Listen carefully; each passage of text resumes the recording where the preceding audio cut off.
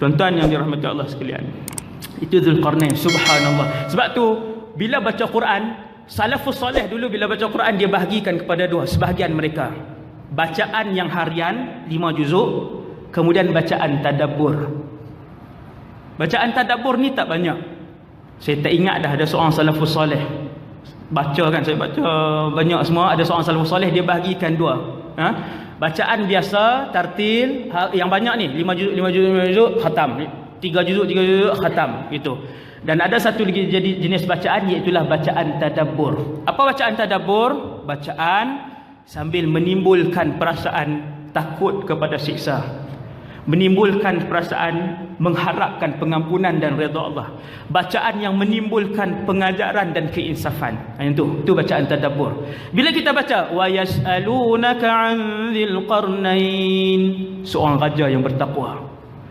Tuan-tuan, orang yang faham tafsir ni dia berhenti lama. Subhanallah, mulut dia subhanallah. Satu orang raja, kekayaan dari timur ke barat, tetapi masih bertakwa kepada Allah. Gaji 15,000 tak pi kuliah dah. Baru 20,000 tak pi mengaji dah. Tinggal semayang dah. Dulu tutup aurat, naik gaji 25,000 dah tarik dah tudung. Kaya sangat ke? Garang muhasabah tuan-tuan, untuk saya dan kita semua. Muhasabah tuan-tuan. Kemudian ayat seterusnya Allah Ta'ala sebut apa? Kita tengok. Inna makkanna lahu fil ardi wa atainahu min kulli syai'in sababa. Sesungguhnya kamilah. Siapa? Kami. Siapa kami? Allah. Tuan-tuan nampak? Makkanna, na tu kami. Kami tu Allah. Nampak seronok kalau faham kan? Seronok. Sebab tu kalau belajar bahasa Arab faham. Allahu Akbar.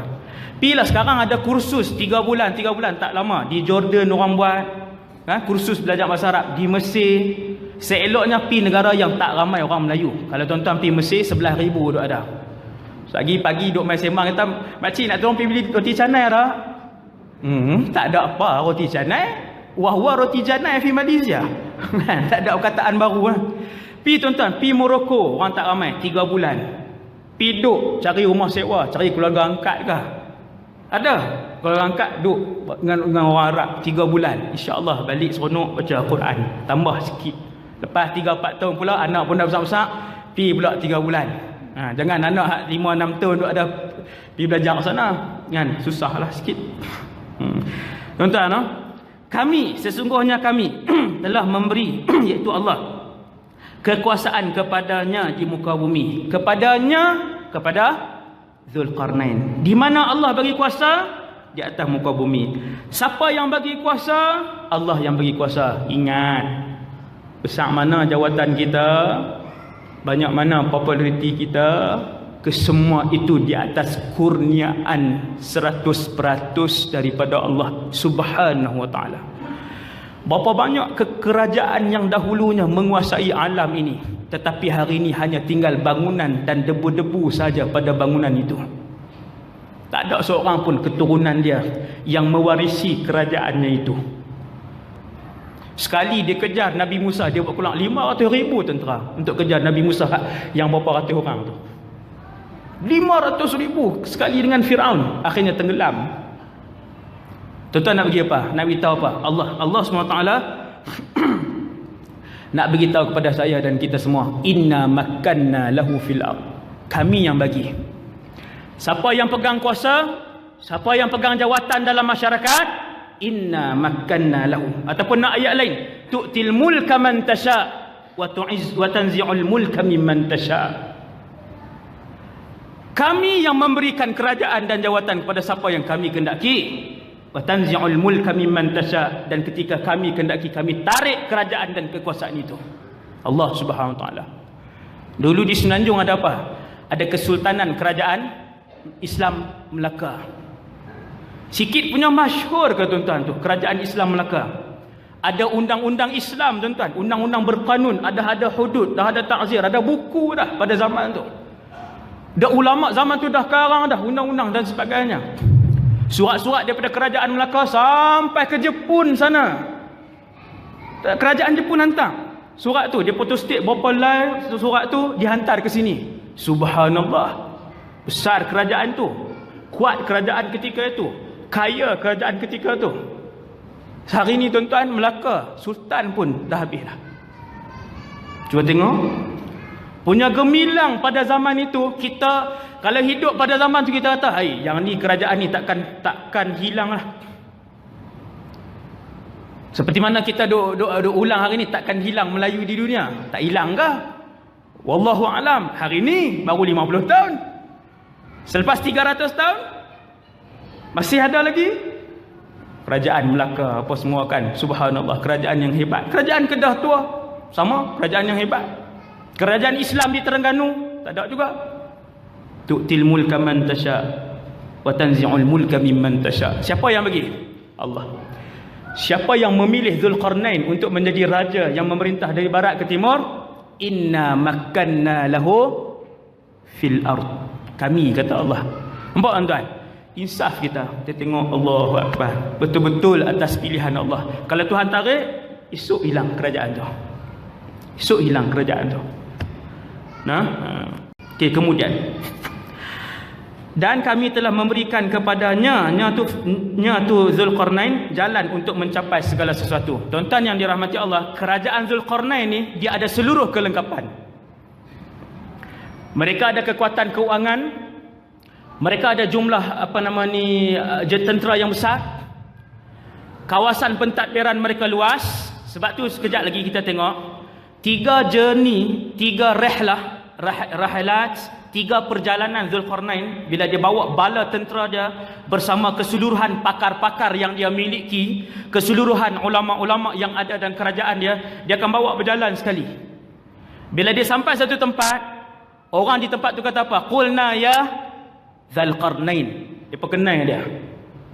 Wahai Zulkarnain. Kerana itu kawasan jajahan dan pemerintahannya barat ke timur. Kata Allah, kerajaan Zulkarnain mempunyai seluruh kelengkapan. Tentera dia yang paling kuat, ekonomi dia yang paling kukuh, duit dia yang paling banyak, perbahandaraan negara dia yang paling banyak. Ini maksud dia min kulli syai'in sababa. Kami berikan kepadanya ke semua kemampuan itu. Fa'atba'a sababa. Maka dia menggunakan ke semua kemampuan tersebut. Ayat 86. Saya baca terus terjemahan dia, ataupun kita tengok supaya ibu-ibu ayah-ayah balik bila baca surah Kahfi seronok. Kita tengok ni, hatta idza balagha maghribasy syamsi wajadaha taghrubu fi 'ainin hami'atin wa wajada 'indaha qauman qulna. Tengok dia panggil apa? Ya dzal qarnain imma an tu'adziba wa imma an tattakhidha fihim husna. Yang ni adalah perjalanan pertama Zulkarnain bersama dengan pasukan tenteranya yang besar. Zulkarnain, tuan-tuan, raja yang soleh ni, kalau dia berjalan, bukan saja tentera dia bawa juga kekayaan, dia bawa juga seluruh kepakaran. Pakar ekonomi, pakar kekeluargaan, doktor-doktor, arkitek, semua ulama bahasa, ulama usul, tu saya tambah tu. Ulama usul kan biasalah nak bagi sedap. Faham-faham lah maksudnya kan. Kalau saya sebut contoh-contoh tu, bukan boleh zaman hari ni. Bid'ah lagi. Sa'wadi buat main bid'ah kan. Usul fiqh zaman Zulkarnain, menipu, keluar pula kan. Macam-macam lah zaman hari ni, no? Jadi tuan-tuan, ni bila kita baca tengok Zulkarnain bawa dengan segala bala tentera dia, bukan bala tentera sahaja, ke semua kepakaran negara dibawa, berjalan bersama dengan dia. Kemudian kita baca terjemahan dia hingga ni dia menuju ke mana? Ke barat. Zulkarnain menuju ke barat. Barat ke mana? Untuk menentukan barat tu ke mana, kena tahu di mana Zulkarnain duduk. Barat negara dia, bukan barat Malaysia. Kalau barat Malaysia lain, barat Mekah lain, barat New Zealand lain. Apabila Allah sebut dia menuju ke arah Maghrib, ke arah barat, barat daripada pusat pemerintahan Zulkarnain. Dekat sini tak ada nas yang jelas. yang qat'iyyud dilalah, nas yang jelas dia punya pendudukan dia tak ada. Bahkan di mana pusat pemerintahannya, wallahu a'lam. Pada zaman siapa Zulqarnain? Imam Bukhari ada bagi signal sikit dalam buku dia, dalam Sahih Bukhari, ketika mana dia menyusun 7 kisah dalam Sahih Bukhari, bermula daripada kisah Nabi Adam sekian. Kemudian Imam Bukhari meletakkan cerita Zulqarnain ini pada zaman Nabi Ibrahim alaihissalam. Kerana di sana ada beberapa hadis bahwasanya Zulqarnain hajja masyian, dia menunaikan haji berjalan kaki, masuk dalam Masjidil Haram, dia jumpa Nabi Ibrahim, fasafahahu.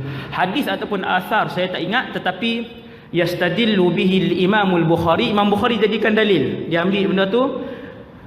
Maka Imam Bukhari dia nak susun tajuk tu dalam buku dia. Tajuk-tajuk dalam buku Imam Bukhari ni diistimbatkan hukum oleh para ulama. Sebab Imam Bukhari bukan calang-calang ulama besar. Apabila Imam Bukhari memilih satu tajuk di dalam buku dia, daripada tajuk itu ulama lain boleh faham apa mazhab Imam Bukhari, apa fiqh Imam Bukhari, apa pendapat dia di dalam sesuatu hukum daripada tajuk aja. Maka bila ulama-ulama tengok Imam Bukhari menyusun kisah ni bermula daripada awal Nabi Adam, Imam Bukhari letak turutan, kemudian Imam Bukhari letak kisah Zulqarnain bersama dengan kisah Nabi Ibrahim.